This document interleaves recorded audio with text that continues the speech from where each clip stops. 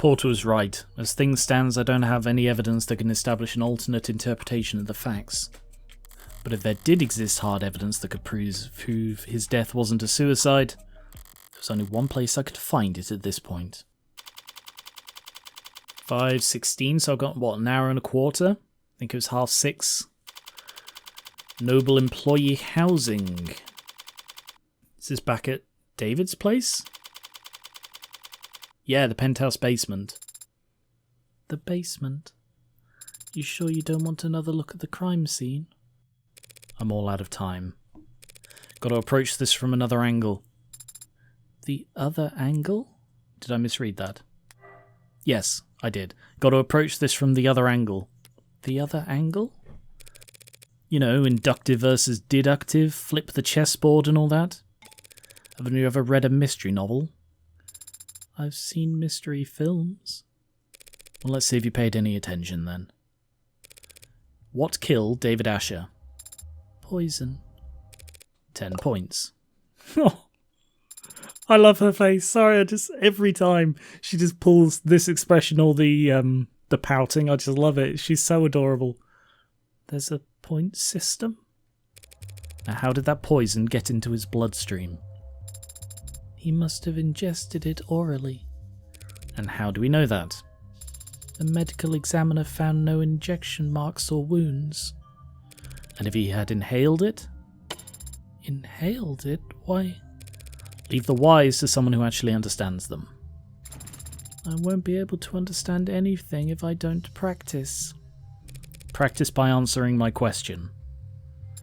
I suppose it's possible, but highly unlikely we would have found a delivery system for it in the building, like an inhaler. Ha! No, very unlikely. It would have been too obvious. Right, an airborne poison is either shoved in your face or sprayed over a wide area, and no one around David has shown any kind of symptoms. So all we're left is oral intake. Eliminating the impossible. What's next, Adone? No. Young's corroborated statement was that David didn't exhibit any irregular symptoms or behaviour until he started drinking that night, and the police didn't find anything unusual in any of the food or drink in his home. Except for his cup, the results were inconclusive. Young was drinking from the same bottle in the same type of cup but didn't get sick. We have to conclude then that David's cup alone was poisoned. That all seems logical and consistent with the police's theory of suicide. So why are we down here? Minus 10 points. Back to 0? David left the parlour and came back with whiskey and 2 cups. Young told us as much, and apparently the cameras upstairs support her story. So we have to conclude then that he got them from this bar. Better, 5 points. Did he also get the poison from the cabinet? The police have been in here since we left. According to their ARCS file, they didn't find anything that matches that poison down here. So the poison somehow went straight into his drinking cup then. I need to flip this round again. But if you'd done some 360 degrees, we're just back to... If I were the prosecution, what would I want more than anything? Proof that David knowingly added the poison himself. He wouldn't do that. And you can make that claim because there's no video evidence to contradict you. How long was David off camera? From 7:36 to 7:40 PM when he left the parlour to get liquor from this bar. So if we had David on camera for those 4 minutes and he didn't poison himself in that time, he would have a perfect alibi for the crime, proving his innocence. But Adone, we don't have footage of that. There are no security cameras down here. I think there are. What do you mean? This whole building is coated head to toe in penumbra security systems courtesy of Noble. Every console, every corner, every android on every floor is all plugged into penumbra. Except that. That panel is manufactured by Cotter Security Systems. Why would David put a console for a different security system in exactly one corner of his penthouse? I've never given it much thought.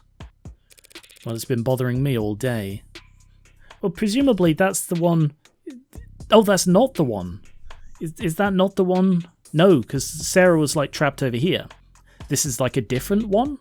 If David knew he'd been poisoned by the salt beforehand, and he knew that this is all sort of part of a murder plot, and he wanted to catch the person responsible, there were many other things he could have done. I mean, a lot of them would have been covered up, most likely, but I think that's the point, that the reason this is on a different system is because he knew somebody at Noble would try and do this. So it's on a different system because then Noble wouldn't have access to it and couldn't doctor the results before the police get them. And that's why he needed Morgan. Well, it's been bothering me all day, but my curiosity alone can't scale a 64-digit wall. You mean... Oh yeah, there was the 64-digit one, and then there was like the 5-digit or 6-digit one. 6-digit. Signal hijacking, or whatever you want to call it. Have you tried it before? It is illegal and unnecessary. Father would not... He would not have installed hidden cameras in his own home. At the end of the day, I can't make you do anything. Well, actually, I probably can now that you're registered to me. But aren't you the one who wanted to prove his innocence? Eliminate the impossible. I will need your express verbal command. Not like David can press charges against us at this point. Do it. Did you really need me to say that? For the purposes of record keeping, yes. I've gotten past the 64-digit code and I have found cameras. That was quick. There are a number of them embedded in the room's walls and ceilings. As you theorized, they are on a different network from the rest of the building. Where are they feeding to if not the penumbra system? Behind my habitation unit. A false wall in the back of a safe. I don't understand. Why would Father possibly have a hidden system of cameras inside his own home? Beats me. I mean, that beats me was her lying face. Well, I mean, I think he was a bit paranoid. But he clearly knew what he was doing with Sarah was not something that would be approved of by Noble. And he also didn't want Noble to find out, so he was taking precautions against Noble. In many ways. Even before the poisoning. So maybe he didn't know he was being poisoned. He was brilliant and more than a little odd. Throwing a little money in odd becomes eccentric. I see, I think. I don't. The hell was he thinking? What was he afraid of? Why didn't he come to me for... Time short. Gather facts now and leave the computation for later. Okay, peruse. Take in. Inspect. Check. Alright. Check the floor. What's the story with this anyway? Some kind of fault in the foundation? I don't know. I've never noticed that crack before. I want to get those eyes checked. There's nothing wrong with my vision. This crack must have been created during my most recent habitation. Oh, how? Did David drop a weight a bunch of times over and over in the same spot? Okay, that raises questions. I was certain that was just like weight testing Sarah. What could have done that? And the weights? What did David even do with all this equipment? Dry his laundry? What makes you so sure he wasn't exercising? Did you ever see him use any of this crap? No, but he must have used the weights when I wasn't looking, since he promised me that he'd take better care of his health. Sarah, these weights are all maxed out. David couldn't put up numbers like these even if he was piloting a frame. Don't be so sure, Adone. Pardon? The following is a true story based on primary sources who were present for the events and its aftermath. Copenhagen, 1981, 8:10 a.m. local time. A towering man with the musculature of a world-class professional rugby player enters the Global Dank Bank on Fredericksburg Lane. He explains to the bank teller that he has a bomb in his briefcase and that he wants his gym bag filled with unmarked bills. A security guard approaches him from behind with a nightstick and swings. But the man simply catches the weapon and bends it into a twisted knot with his massive dinner plate-sized hands. When asked to describe the suspect to the police afterwards, the teller had only this to say: "That man was all muscle." The rest of the bank heist proceeds without incident, and the man exits the building just as police arrive on the scene when suddenly his suitcase explodes. But it's just a smokescreen. Local officers quickly recognize the ploy and rush towards the door, grabbing each of the hostages as they flee while desperately searching for the perpetrator. What they find instead is a diminutive, frail, sheepish young man, barely 160 centimeters tall, holding a gym bag full of money with no recollection of how he got there. Renowned psychologist and trained hypnotist Dr. Werner Kurtzer wrote the following in his diagnosis: acute dissociative identity disorder.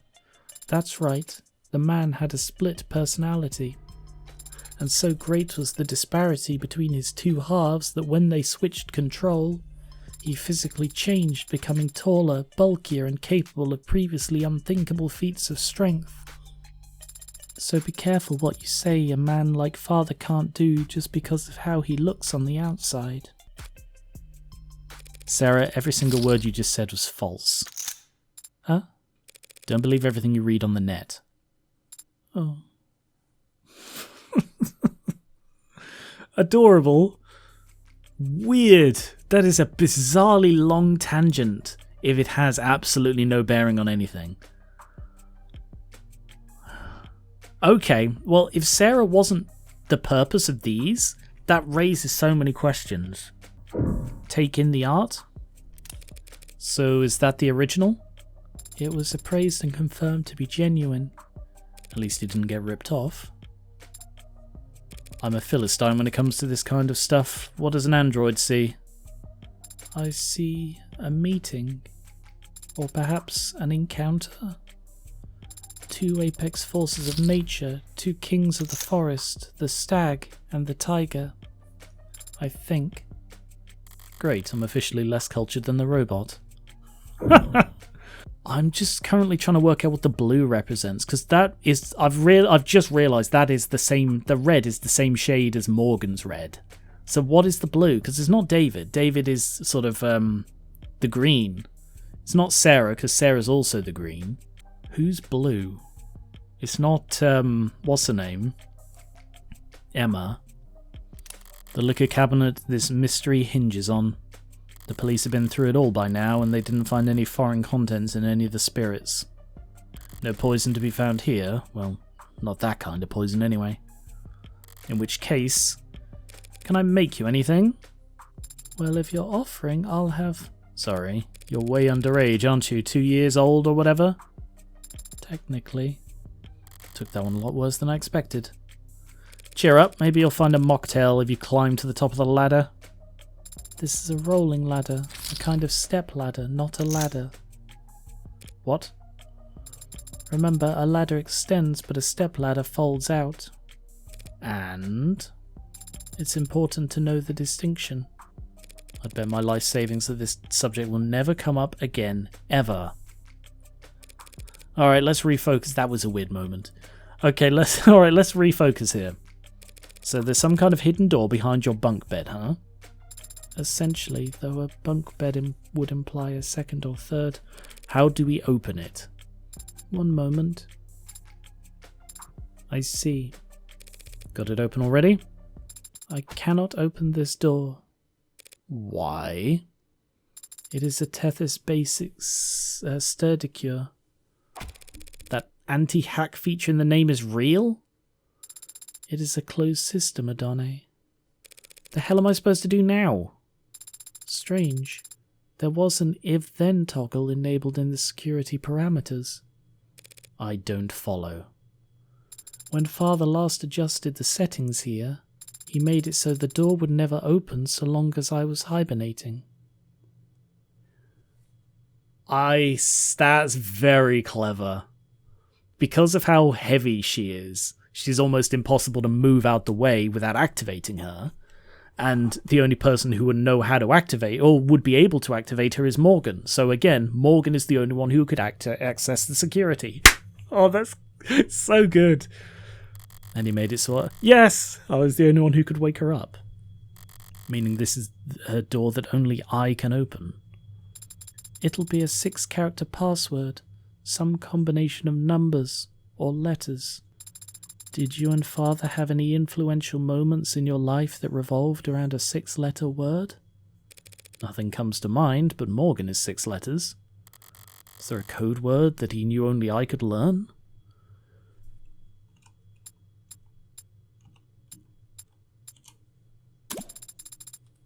M-O-R-G, was that your name you just tried? 6 characters, isn't it? Yes, but it's not exactly secure, Adone. Ah. Anyone who knew you and Father were close could have tried guessing it. Was there some other word only the two of you knew? A nickname? Pretty much everyone just calls me Morgan, but I do know somebody who calls me by a nickname. But not everyone. Adone! Oh, I love this. It's opening. What was the password, Adone? You'd never guess. Did feel a bit out of character, David utilising so much cloak and dagger tech. And I've definitely been struggling with the idea of him doing home improvement. But one step in here and it all makes sense. It's a panic room. Scary. A panic room is a place for rich people to hide in when people start bouncing bricks off their windows. They're typically not even on the blueprints. So when Noble built this penthouse for one of their executives, someone slipped this into the mix and it's remained in Noble's blind spot ever since. All David had to do was repurpose it. Make sure you're capturing all of this. I don't want to miss my one chance because of a discovery technicality. I understand, but you needn't specify. My memory is flawless. I can play back visuals, sounds, sensations. I can even give detailed reports on air particulates. You mean you can smell? Better than any human, and some canines. So, does it smell stale in here to you? Stale? Doesn't to me. Almost like someone's been in here recently. Almost like someone visits here frequently. Alright, let's try booting up the computer. You don't think the console is password protected? 2 physical doors, a 64-digit code, a half-ton android, and a secret phrase. If David set a password on his PC after all that, I'm going back to the morgue to have a word with him. Good, it's already signed in. No, look at them! Look at them! Oh! You're looking for camera footage? So I'd also settle for a note plainly stating that he feared for his life. What am I doing? Here, use search for video files. They'll probably be timestamped and formatted for short-range devices. I have the subfolder. The cameras stream live data constantly, but the files are clipped at fairly regular intervals. Once every week, it seems. The most recent video file here has footage going back 8 days. It was accessed yesterday at around 4 PM, so 3 hours before he died, 4 hours. You're asleep then, so the only person who could get in here at that time was David himself. Alright, let's see it then. See, I didn't think he'd be able to move Sarah without her waking up, but it seems he was able to move Sarah somehow. That's weird. The only person who can get in here at that time was David himself. So he could activate her without waking her up? That seems very odd. Alright, let's see it then. Of course, it's just that I am having difficulty. Try double-clicking? Why is that a script line? I have been trying to open the files from the moment I discovered them, Adone. But they are encrypted. Damn it, David, you leave me enough clues to get this far, but you won't let me use your computer. What's the brand on the encryption program? If I rush a subpoena, they might get a back door I could bluff them into. These files were not encrypted with any commercially available tool. This appears to be Father's own work. Shit. If David Asher handwrote the encryption on these files, there's no one alive who could... Hey, was Dawes just flattering you back there? Or is your processing power really that special? Adone, Can you break his encryption, yes or no? With enough time. And how much time would that be? I would estimate at 2 to 6 hours. That's a 4-hour window. No matter how sophisticated, encryption is still just a code that must be deciphered. And when deciphering any code, progress proceeds exponentially, which makes it particularly difficult to determine the amount of time required to complete the process. 2 to 6 hours. I don't have any better options. Get started. I started 4 minutes and 23 seconds ago. Finally showing some initiative. I bet she's going to finish doing that like partway through the trial. You just know it's going to be that for the drama.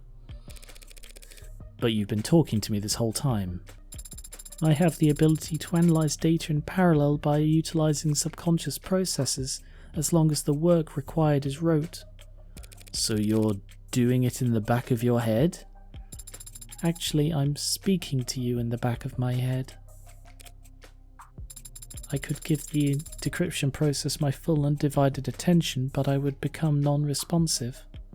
Hey, that's a pretty nifty feature. I'll have to keep that in mind. Alright, can you take the show on the road, or do we have to rip the computer out of the wall and find a battery? I have copied the encrypted files and will work on them as we travel. We can leave whenever you're ready. Still can't believe David let me get this far just to shut the door in my face at the last second. But he did let me get this far. And the computer's not the only thing in here. Cabinets are a lot less eye-catching than his computer, but knowing David, that's all the more reason to check. Lots of paperwork, bonds and holdings, a platinum bar? His birth certificate might be nearly as valuable. Can't imagine what people would pay to steal David Asher's identity. And down here at the bottom, a binder. Noble's logo on the front, and in the middle, enough pages to dwarf one of those phone books you see in period pieces. They're masking it in legalese even on the table of contents, but basically, this is his employee contract.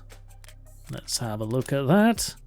A binder containing the full text, details compensation, grounds for dismissal, definitions for what constitutes a breach of contract. I reckon that's the important part, because it's going to be like, given that he designed Sarah while working for Noble, does Sarah technically belong to Noble? And I reckon the fact that he's got this here implies he's read through and checked, no it doesn't. No, she doesn't. That's my bet. Hold on to this for me.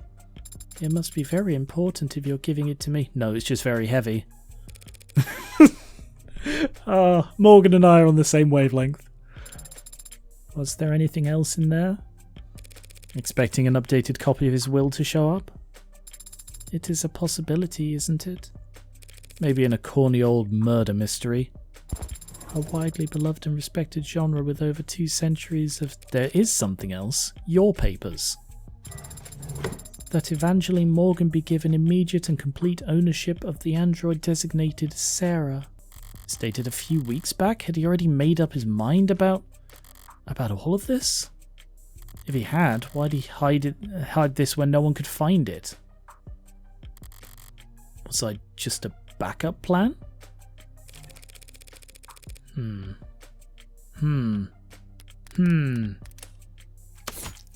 But why would he then trigger it yesterday? Interesting. Tax-free, fortunately. Well, at least we've got something a bit more concrete than Starling's word now. A word should be plenty, shouldn't it? Not if people realise how precious you are. No, she is. As a collector's item. We've yet to meet one person who knows what the hell you are, but Noble could easily argue that you fall under private technology or physical holdings, unless I had something like this. It's good that you do then. I'm glad that Father wanted me to go with a friend of his. Yeah. That'll get me a huge tax write-off when I donate you to a for-profit college. Could at least pick a charitable institution. It's just an old saying, all colleges have been for-profit since the 60s. That doesn't make me feel any better. You can cheer up in the car. Hail us a ride for the courthouse. Priority. There is an upcharge at this hour for priority transportation. That's irritating, but I'd like to have more than a few minutes to prepare once we get there. The upcharge is a multiplier of 5.7. Bloody hell. I'll prepare on the way over. Very good, Adone. 5:48. On the way over. Does it excite you, going into courtrooms? What do you mean? You don't feel the tension in the air as the audience murmurs amongst themselves? You don't feel a fiery sense of justice rising in your gut as the prosecution smirks at your ragtag assembly of witnesses? Do you really think this is going to be like some kind of movie where the good guys save the day? Probably not. Though that would be nice if it were.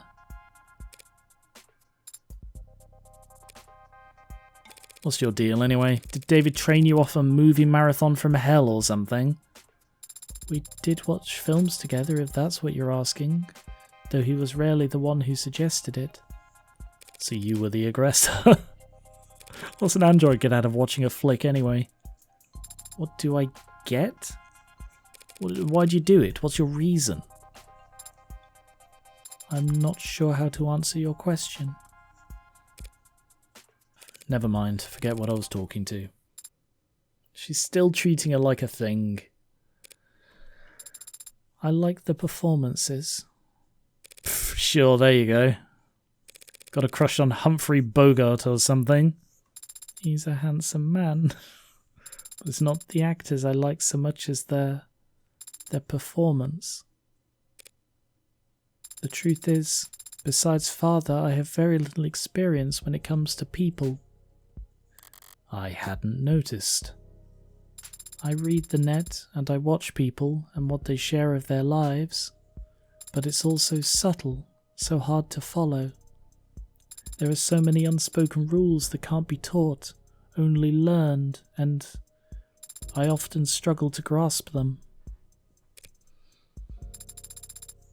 You're all so complex, so detailed. And the characters on screen are exaggerated, larger than life. The actors enunciate, their body language is precise and meaningful. Their faces are bright and softly lit, and their eyes are...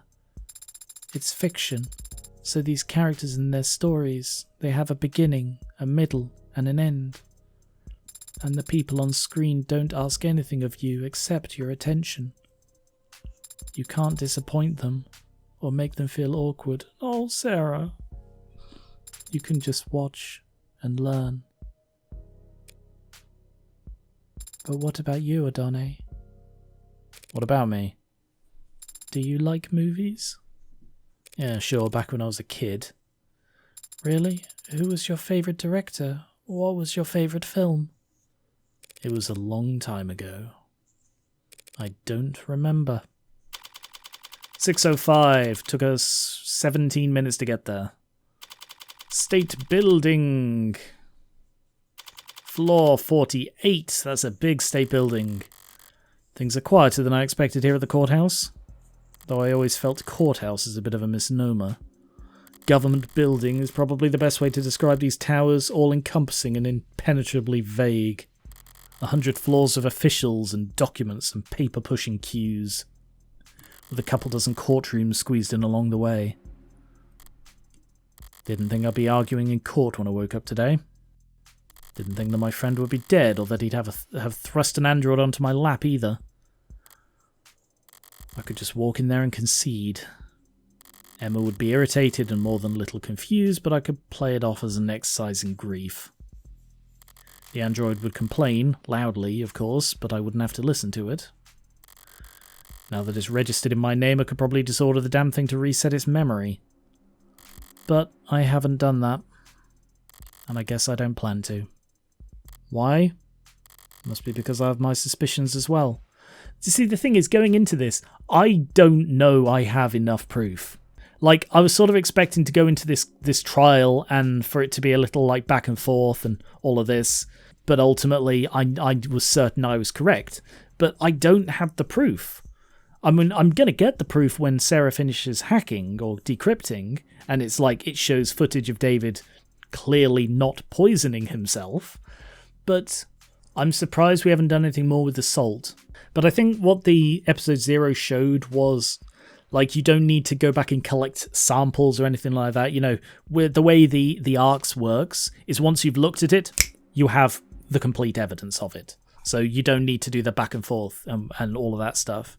So you can just, like, pull stuff out of nowhere. And the fact that we haven't gone back to the salt might, with the fact that it is definitely important, might further reinforce that it is important. I mean, this feels like proving by a negative. But, like, the mirror in episode 0 didn't come up at all until it was the key piece of evidence. So, yeah. I do think that the salt is the clincher, but I just don't know how yet. It must be because I have my suspicions as well. Sarah insists that David would never commit suicide, and I haven't actually stopped to ask myself whether or not I agree. David was rational, subdued, private, hard on himself, and not prone to emotional outbursts. So maybe that's why I'm finding myself outside a courtroom preparing to humour and add suspicions before the state. Because I don't really believe David killed himself either. What's your progress bar at? I can confirm that I am making progress. Well, shit, let's not get ahead of ourselves. But it would be difficult to summarise that progress in terms of a completion percentage. Give it your best shot anyway. 4%. Are you feeling confident in your case? Markedly less so after hearing that. Do you think the judge will be amenable to your argument? What are you talking about? Do you know the judge we've been assigned? Are they particularly lenient or strict? Adjudants are always a coin flip, so... You do know what an adjudant is, don't you? Are you expecting to see a bearded old man with a robe and gavel when we get in there? Should I not? Adjudants are android judges, okay, with all the authority that entails. Interesting. Automated dependents that preside over trials for the Senate. They're designed and sold as software. They can interpret trial proceedings and render judgment. Reviews by third parties have shown that they are overwhelmingly more equitable and even-handed. Interesting. Because they cannot be bribed or intimidated, they're especially preferred for cases involving organised crime. 9-fold personality engram for rendering their judgments, known as the nonary system. Each of these 9 personas are constructed by a different think tank. Ideological contamination is practically impossible. Small number of reported cases where processing has borne enthusiastic or eccentric personas, presumably in an unorthodox, if not effective, attempt to reconcile particularly disparate opinions. With the state court backlog essentially cleared for the past half-decade, questions arose as to the continued need. Interesting. They've really automated law enforcement. Like, between the overwhelming surveillance making crime very hard to get away with, and then you have the adjudants who are, like, automating the actual sentencing. Crazy. What do people even do? I am surprised to hear that people are willing to accept rulings made by automated dependents. Rulings come from landmark cases in the higher courts. Those are passed down by actual judges, real people with decades of study and experience. But not every eviction case or traffic ticket that ends up in court requires years of legal expertise. Sometimes all you need is a referee and a sentencing algorithm. So, androids are used to reduce caseload? Been that way for decades. But how was a law that replaced judges ever enforced? Wouldn't there be injunctions? Stalling? Judges did fight it for years at every level and in every theatre, but the public lost their patience for that kind of obstruction during the 60s. The state needed to shred budgets across the board, and so judges that couldn't be replaced by years of legal battles were instead ushered into early retirement by the unrelenting force of our great nation's accountants. And it's not controversial, having machines determine sentencing for human beings? Whatever controversy there was, it gets aimed at the machines, not the people who put them there. I'm not sure I think that would be the case. Maybe it is. Maybe it is. And the machines can't lose sleep over it.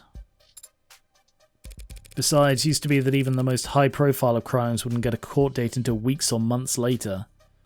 Nowadays, most crimes are prosecuted within a single business week. And that's not rushing things? Keeps people in my line of work on their toes, that's for sure. I'm just surprised to hear there's so much haste.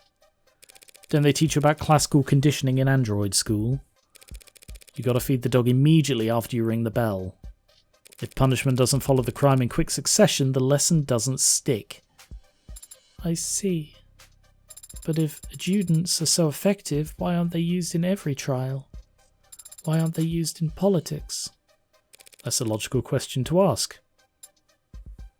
And the answer is, that logic only gets you so far when it comes to people. Doesn't everyone want the courts to be just as possible? If adjudants are truly impartial and incorruptible, everyone wants justice, sure, but there are other considerations to be had. Such as? Disgust. What? That's all people really care about, what all their morals boil down to. What they do or don't find disgusting. Only problem is, everything's more palatable when viewed through a screen. So when everyone sees the world through AR and cameras and no one gets dirt under their fingernails, you'd be surprised what you can get away with. I don't understand. Yeah, well, therein lies the problem. Time for the trial. Courtroom 48D. And that is where I'm going to leave it for today. And I suspect the next one will be the last one I record, so thank you very much for watching. I am so looking forward to the end of this. God, I love this game so much. And I'm really looking forward to episode 2. But yes, I'll be back to finish off episode 1 soon. Thank you very much for watching. I hope you like the new Sarah art in the end cards. And I will catch you later.